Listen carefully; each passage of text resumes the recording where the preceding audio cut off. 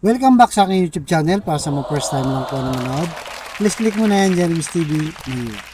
Anyway guys, wala nang bayad, libre lang. Tulong mo na lang din sa kapwa mo. Alright, thank you very much po. So topic natin po today's video, Commodore J. Tariela, ang spokesperson ng Philippine Coast Guard, binakbakan ang pamilya Duterte. Yan guys, yan ang mainit na pinag-uusapan ngayon. Bagamat hindi niya binanggit yung pangalan, pero tumbok na tumbok naman kung sino yung mga pinapatatamaan niya. So dahil yan, di ba? Dahil diyan, pagka binubuli tayo sa West Philippine Sea ng mga Chinese, di ba? Coast Guard, binawater cannon tayo, nililaser tayo, inaagaw yung pagkain ng mga marine natin, mga navy natin, di ba? Ayaw padaanin yung humanitarian na activity. So, lahat na. Tapos, binabahura yung mga corals natin dyan sa West Philippine Sea at marami pang iba. Kaya ang sabi ni guys, basahin lang natin yung kanyang statement, di ba?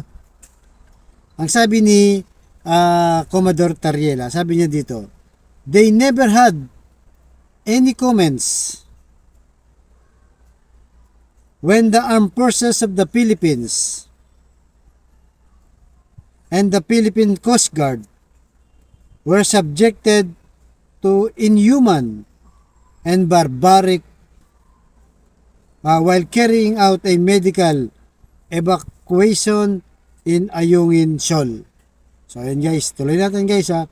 However, when the mansion of the fugitive Pastor Kibuloy was surrounded by the Philippine National Police, they had lengthy statements and even criticized the police efforts to arrest him.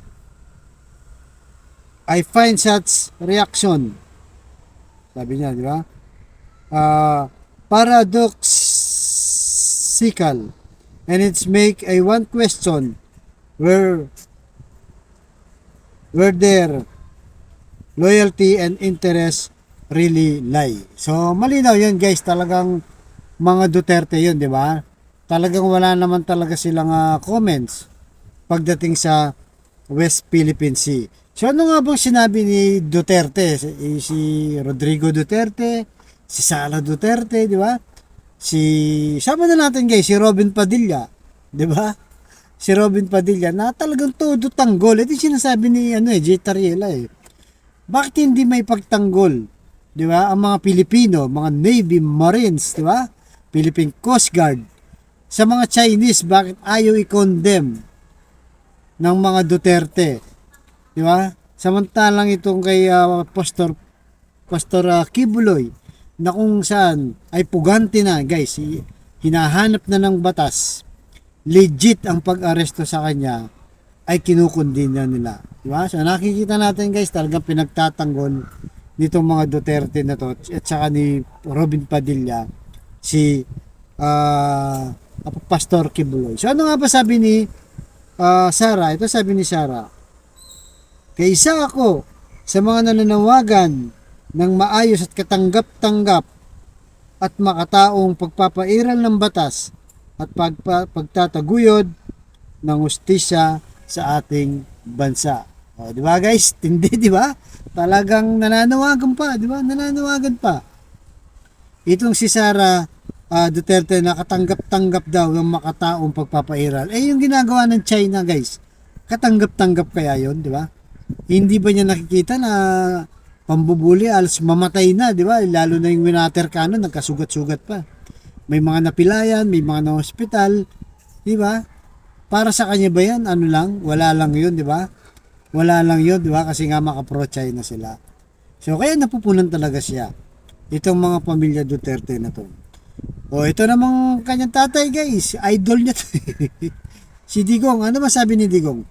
I strongly condemn the use of excessive and unnecessary force in serving the warrant arrest for Pastor Kibuloy of Kingdom of Jesus Christ by police officer who were not even from Davao City. Yan guys, di ba? Talagang kinukondem nyo na.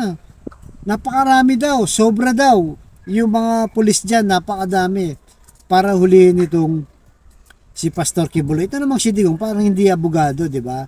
Yung mga pulis dyan na pinadala, kahit hindi yan taga Davao, pinapairal nga ang batas natin, di ba? Ang pakay nila ay hulihin, arestuhin itong si Pastor Kibuloy dahil nga meron siyang kaso at tinahabol ng batas. Di ba? Matindi, di ba? Pagka talaga pagdating kay Pastor Kibuloy, mga personal interest ng mga Duterte na to, talagang matapang sila guys. Pero sa China, ni Ha, ni O, ni E, IOO, wala tayo narinig kay Digong. Parehong-pareho sila ng kanyang anak. Kahit sila Baste, sila Pulong, wala guys. Wala. Talagang kahit di sila magsalita guys, halata naman na pro-China talaga sila. Baka meron talaga silang tinatago, di ba? O pinoprotektahan, di ba? Kasi tayong mga simpleng tao, di ba, kinukondena natin ang water cannon, pag-water cannon, pambubuli, pang-laser, pang-aagaw ng pagkain ng Navy, ang China. Mga simpleng tao lang tayo, wala tayong posisyon sa gobyerno. Ito, naging presidente guys. Diba? Hindi na tayo magtataka, talaga nagpakatuta sa mga China. At itong si Sara, kasalukuyang vice president, wala talaga tayong naririnig. At ito guys, meron pang humabol. Itong si Idol Robin Padilla. Number 1 na senador guys ha. Number 1 na senador. So ano nga ba ang sabi niya? Dapat relax lang tayo. Kasi alam nyo mga kababayan, may mga bagay na makukuha sa usapan. Kailangan nating daanin sa usapan. Huwag tayong masyadong marahas. Huwag tayong masyadong mainit ang ulo. Yun. Sinasabi niya yung nangyaring pag-aresto o yung pagpasok ng PNP dyan sa kingdom ni Pastor Kibuloy. At nakita natin si Robin, di ba? At balak pang paimbestigahan guys. Ito. Hindi rin alam nitong si Robin Padilla na pinapatupad na nga lang yung batas, di ba? Hinuhuli lang itong si Pastor Kibuloy na kailangan talaga mahuli dahil marami siyang kasong kinasasangutan. Hindi pa naman yan guilty. Kaya nga dapat, di ba, itong tatlo na to, di ba, yung pamilya Duterte, si Robin Padilla, kung sino man magtatanggol kay Pastor Kibuloy, kung ako sa inyo, isuko nyo na lang, tulungan nyo na lang ang gobyerno, yung ating PNP, na sumuko yan si Pastor Kibuloy para wala nang ganyang mangyayari. Ayaw nyo pala ng ganyan. Diba? Kasi kung susuko siya, walang masusugatan dyan, walang magkakagulo dyan. Kasi nga, ginagamit yung mga tao, ginagawang sangkalan nitong si Pastor Kibuloy para lang sa maprotektahan at hindi siya mahuli. So kayo guys, anong masasabi niyo sa pamilya Duterte at kay Robin Hood Padilla? Sa sinabi ni Jay Tariela, talagang binakbakan guys, hindi lang binanggit, pero tumbok na tumbok sila yung kanyang pinapatamaan. Alright guys, hanggang dito lang po. Abangan nyo susunod kong vlog. Thank you very much.